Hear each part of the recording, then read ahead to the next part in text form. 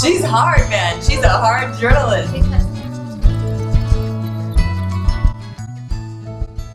Hello, everyone. I'm here with Elaine Welteroth. So Elaine is a journalist, writer, and former editor-in-chief of Teen Vogue. She's an incredible person, storyteller, and we are here to hear from her, to learn about your story, your experiences, and what advice you would have for young girls. When I first got hired at Teen Vogue, I didn't know this at the time, but I would read in the news later that I would become that I was the first Black woman to ever have that leadership position. And it was a wake-up call for me. It really helped call into focus the significance of this opportunity. And it woke me up and made me, realize that it was time for me to stop pretending to blend in when I didn't, no matter how hard I tried, and to stop playing by the rules and playing it so safe. Women and girls are often socialized to just play it safe. And I certainly did that up until that point. But when I had that opportunity, I thought, this is my chance to make a difference and to create a magazine that I needed when I was growing up to shape messages that I think the world needs more of for young girls and for young people. And so that's what I did. It was the best. It was the absolute. I got a rush from breaking the rules and pushing stories that hadn't been told before, or hadn't been told as in a nuanced way and in ways that I would appreciate. I wonder, because we always talk about the good things and achievements. What are the things that you felt like we should avoid, or we should be careful, or we should consider, or some of the things that you were not expecting in your life and that happened? I don't know, a bit of that kind of advice. Look at Malala going deep. Very deep. Oprah, watch out.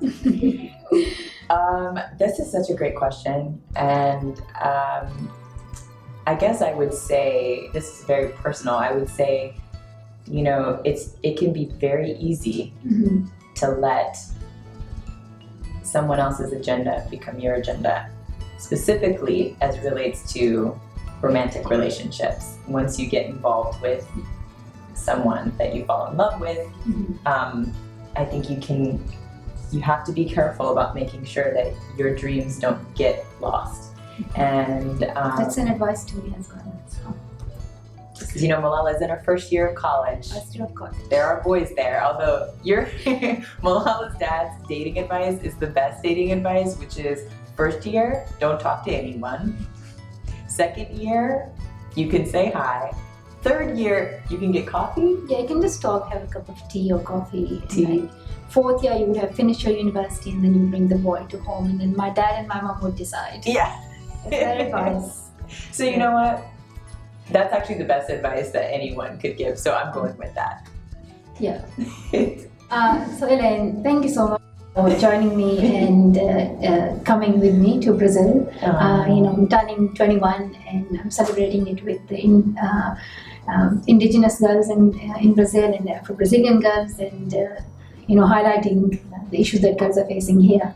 So first of all, thank you so much for coming and joining me. Thank you for having me. And secondly, and happy birthday. Thank you so much. Secondly, how was your time here, and what did you learn, and what would always stay in your head? Oh gosh, it's already been so special to see young girls who look like me in this sort of faraway land that is so beautiful, facing issues that I can both relate to and some that I've never had to face in my life.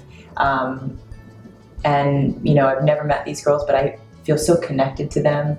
I feel so connected to their stories, to their pain, to their joy. I loved playing soccer with the girls here in Ipanema. Len was good, I saw.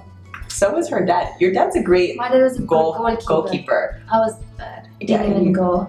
Her dad. I didn't even play. I couldn't play. Yeah, you were good. But you did kick. I saw you kick. Yeah, I did. I did try. I appreciate that. You even had to take off your heels, which I know you didn't like. Malala loves her heels. Taking off my heels, and I had to.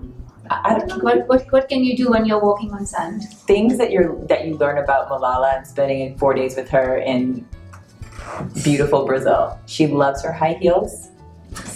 She loves her fancy lip gloss. Always.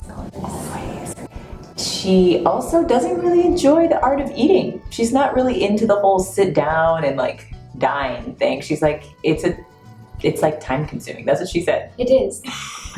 The last thing you will learn about Malala, if you were able to be on this trip with us, is that she is a magician. She legit has magic tricks up her sleeve. Yeah, I can do a few, magic tricks with cards and things. So, yeah, hidden talent. No big deal. Dust your shoulders off. Just pop your collar. No, but she's really good at magic tricks. I'm still like in my head trying to figure out how you did that the first night. I'm a little spooked, to be honest. That's magic. Yeah, it is magic. Could you teach me? Will you teach me? What would I get in return? So, I'm already on Twitter, joining Instagram. Congratulations, everybody! Let's welcome her You can follow to me 2018. on Instagram at Malala.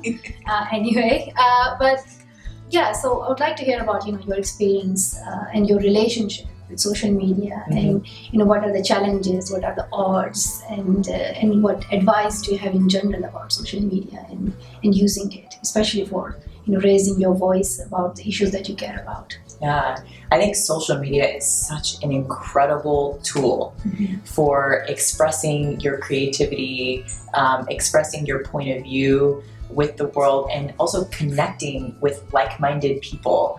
I think this is the best time to be young and empowered and to have something to say, because you have a platform. You don't need to wait for a job to come. You don't need to wait for an opportunity. It's at your fingertips, and you can find your tribe, find people that support you and that believe in the things you believe in. And on the flip side, it can also be a scary place where detractors can find you more quickly and hide behind, the safety of a computer screen or a phone screen and just say mean things. And I think, also we have the tendency to compare ourselves to each other, and there's that thing called compare and despair. And there is a reason that we are simultaneously like the most connected we've ever been digitally, and also the most disconnected we've ever been in society. So many young people suffer from depression, anxiety disorders, and I think a lot of that, it does stem from that compare and despair, and the bullying that happens with how we engage online. So it's something that needs to be monitored and kept in check. We all need to self-check ourselves, and I think we need to be as diligent and intentional about building communities in real life as we are building communities online. Yes. So I have met many young girls at refugee camps, and most often when I ask girls what they want to be when they grow up, and most of them say that they want to be journalists. Really? So what advice? There's hope. Yes. There's hope for the world. There is hope. And so what advice would you give to all those young girls who want to become journalists? Because you were. Yeah. There's so many things I could say. I think the most important thing would be, well, there's a few. I would say to never stop being curious. I would say to remember that there's no shortcuts. You have to study the craft and really hone your writing skills. I think in this day and age when social media, everything, they see instant fame, and I think, or, bloggers or influencers who have amassed huge audiences and maybe haven't taken a single journalism class. That could happen, but for the majority of students, you have to learn the craft. There are, spaces and where women don't think that it's for them. That they're traditionally taken by men, when it comes to like the role of CEO or, corporate jobs or politics. And, so what advice would you give to young girls and women who don't consider like certain traditional spaces that are usually for men, that it's meant for them, and how would you encourage them to consider those and go for them? Yeah. It is not You are easy. an example, though. You are a role model. Yes. As are you, and it's not easy, right? it's not easy to be the first, to be the only, to do something. But here's what I would say. No matter how isolated you might feel, how alone you might feel, how alone you might actually be, you are not alone. You stand on the shoulders of generations of women who have come before you and have suffered and fought for you to have the opportunity that you have. And you enter every room with your ancestors. And every time you have an opportunity to speak up, you're not just speaking for yourself, you're speaking for communities of girls who've been underrepresented for far too long. And so you silencing yourself is silencing them.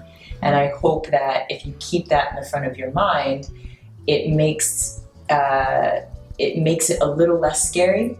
And I hope that when people remember that there are so many people counting on them, it gives them the courage to really own their God-given authority. And what happens when you do that is you give everyone around you the permission to do the same. And that's leadership. Yeah. That's leadership. That was so fun. Thank you. Malala TV, right here. You heard it first. This is the first exclusive from Malala. Yes, my first Q&A. Stay tuned. Thank you.